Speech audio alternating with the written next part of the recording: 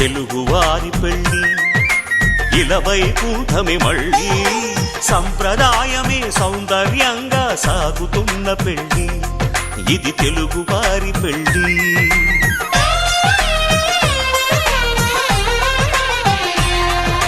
తెలుగువారి పెళ్ళి